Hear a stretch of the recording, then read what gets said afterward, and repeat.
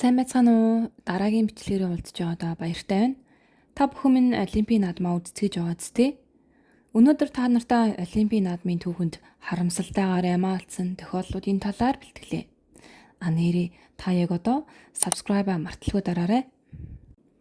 Хамгийн анхны Олимпийн наадам манай эртний өмнөх 776 онд Зевс бурхны хүндэтгэл зориулан Пелопоннесийн хойгийн баруун нутгийн Олимп хотод жилбэр зохион байгуулдаг гэжээ. Тухайн үед бүхийн барилдаан, гүйлт, морин спорт, уртын харьяалт зэрэг спортын төрлүүдээр өрсөлддөг байв. Харамсалтай Ромын эзэн хаан Олимпийн наадмыг харин шашны үзэлтэй гэж үзэн манай эртний 393 оноос зохиохыг хориглосон байна. Харин 1896 онд Афинд орчин үеийн 4 жил тутамд зохион байгуулагддаг Олимпийн наадмыг анх сэргээн зохион байгуулж, үүнээс хойш 4 жил тутамд Олимпийн наадам тасралтгүй зохион байгуулагцаар байна. Дивэн дэлхийг нэгтгэсэн Олимпийн наадамд орон орны маш олон тамирчид өрсөлдөж байгаа тул янз бүрийн осол аваар бэртэл гэмтэл бишгүй гардагч мөн амиа алдсан тохиолдлууд ч цөөнгүй юм.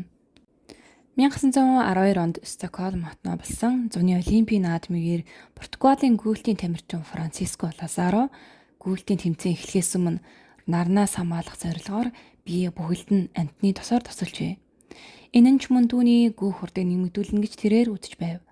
Харамсалтай нь биендээ дүрхсэн амтны тоснаас олж биендээ хөлс гадагшилж чадахгүй 30 км шахуу гүйсний эцэст биеийнх нь хэм 41 хүртлээ өссөн хэд биеийн халуунаас бүгдэн нас орсон байдаг.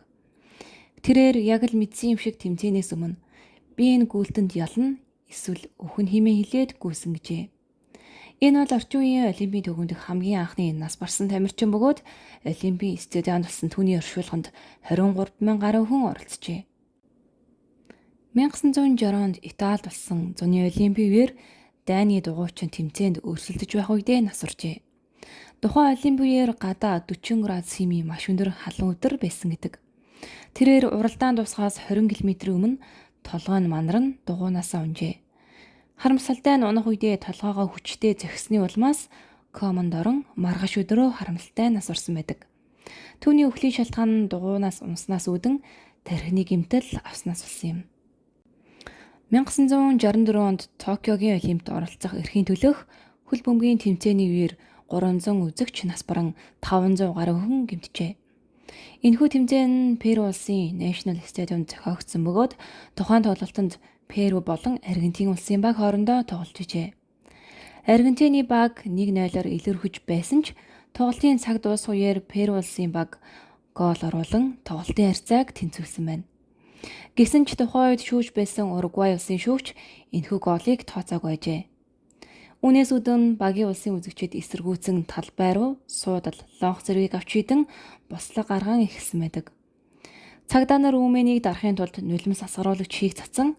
Үүний улмаас үзэгчид сандралдан урдах замаа харах боломжгүй улмаас бие биенээ даран гიშгэлцэн хэдэн зуун хүн дотоод цус алдалт болон амьсгал богдолтын улмаас харамсалтайгаар нас орж.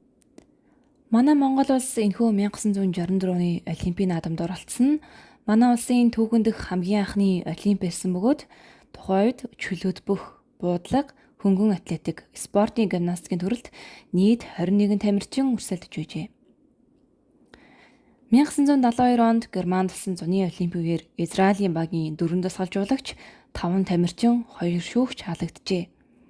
Палестины террорист бүлэг болох Black September 9 сарын 5-ны өдөр орон нутгийн цагаар өөрийн 4 цаг 30 минутанд гар буу гранат зэрэг зэвсэгтээ Израилийн багийн байрлаж байсан сууцанд нууцаар орон Израилийн багийн 11 хүнийг барьцаалжээ. Тэрхүү барьцаалагдсан хүмүүсийн 2 нь тэр доороо буудуулж ямаа алдсан бол 9 нь Палестин болон Германы цагдаа нарын хоорондох мөргөлдөөний улмаас нас оржээ. Энэхүү халдлага хийх сэдэл яг юунаас үүссэн талаар энэхүү халдлагын зохион байгуулагчдын нэг ийм дурдсан байдаг. Тухайн үед олон улсын Олимпийн хороо Палестин улсыг Олимпиад оролцох хүсэлтийг нь хүлээн авалгүй татгалзсан Палестин гэдэг улс байхгүй мэтээр барууны улс орнуудад ирж байлаа. Тэгвэл бид Олимпийг үзэн суугаа 500 сая гаруй хүмүүст Палестин гэдэг улс байдаг юм шүү хэмээн харуулахыг зорьсон гэжээ. Хохирогчдын ар гэрийнхэн энэхүү эмгэнэлт явдал болсон үеэс хойш Олимпийн нээлтийн үеэр харамсалтайгаар амиа алдсан хүмүүсийг эргэн дурсан хүндэтгэл үзүүлэхийг уриалан хүсэлт гаргадаг байсан ч зөвшөөрдөггүй байв. Эцэгс нь бараг хагас зууны дараа буюу 2021 оны Токиогийн Олимпийн нээлтийн үеэр террорист халдлагын хохирогчдод анх удаа хүндэтгэл үзүүлэн цэнгэлтгийг харанхуй болгон үзэгчид 1 гаруй минут хүндэтгэл үзүүлжээ. Энэхүү террорист халдлага болсон Олимпийн наадамд манай Монгол улсын 41 тамирчин өрсөлдсөн бөгөөд цорын ганц медаль хүртсэн хүн нь Монголын үндэсний бүхийн дархан аварга Хорлоогийн Баян мөнх бөгөөд мөнгөн медаль авч үйжээ. 1996 онд болсон зуны Олимпийг үзэхээр Атлантад орон үзэгчид цуглаад байсан юм. Тухайд Олимпийн наадмын аюулгүй байдлын албанд ажиллаж байсан Эрик Роберт Рудольф Олимпийн гол талбайн ойролцоох цэцэрлэгт хүрээлэнд тесрэх бөмбөг суйрлуулан дэлбэлжээ. Энэхүү дэлбэрэлтийн улмаас охинтойгоо Олимп үзэхээр аялж явсан нэг эмэгтэй амнаас хөрж 100 гаруй хүн бэртсэн байдаг. Энэхүү 1996 оны Атлантын Олимпиад манай улсын 18 тамирчин оролцож, дорж балмын нар мандах жуудаа бүхийн төрлөөр хүрээлэн медаль хүртэж байв. 2016 оны Риод болсон зуны Пара Олимпийн үеэр Иран улсын дугуйчин Баман Голбернец тэмцээнийхээ үеэр уулархаа газар дун нь осолджээ. Тухайд ослын газарт ирэн түүнд яаралтай тусламж үзүүлэн эмнэлэг рүү хөдөлсөн боловч эмнэлэг явах замдаа зүрхэн зогсон нас орсон байдаг. Энэхүү Риогийн зуны Олимпийн их наадамд манай Монгол улсын 43 тамирчин оролцсноос жуудаа бүхийн төрлөөр доржрынгийн сумья мөнгөн медаль, боксийн төрлөөр дорж Ямбуугийн утхан далай хүрэл медаль тус хүртжээ. Та бүхэндээ содон сонирхолтой мэдээллээс ихч биш, багч биш зөвсөм хуваалцлаа. Мэдээж subscribe дарахаа мартваа. Баяртай.